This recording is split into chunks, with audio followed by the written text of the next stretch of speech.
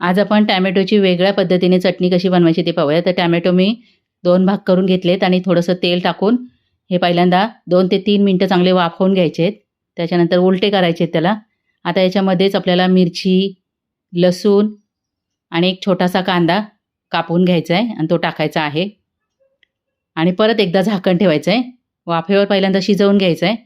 त्याच्यानंतर याची सालं आहेत ना टॅमॅटोची ती काढून घ्यायची आहेत. आणि चांगलं मिक्स करायचं आणि परत झाकण ठेवायचं आहे. हे बघा आपलं तर टॅमॅटो चांगले शिजलेले आहेत. पहिला मऊ होईपर्यंत शिजवून घ्यायचे आहेत. आता याच्यामध्ये टाकायचं आहे चवीनुसार मीठ आणि आपल्याला मॅशरनी याला चांगलं मऊ करून घ्यायचं आहे. टॅमॅटोची चटणी बनवण्याची एकदम सोपी पद्धत आहे. आपल्याकडे जेव्हा भाजीला काही नसतं ना तेव्हा अशी चटणी बनवून खायची. आता याच्यामध्ये अर्धा चमचा साखर टाकायची आणि चव चांगली येते चटणीला. चिमूटभर हळद टाकायचे, अर्धा चमचा धना पावडर, अर्धा चमचा जिरा पावडर, अर्धा चमचा मिरची पावडर दोन्ही टाकायचं म्हणजे चवीला छान लागते चटणी. आता परत एकदा आपल्याला मॅशरने चांगलं मऊ होईपर्यंत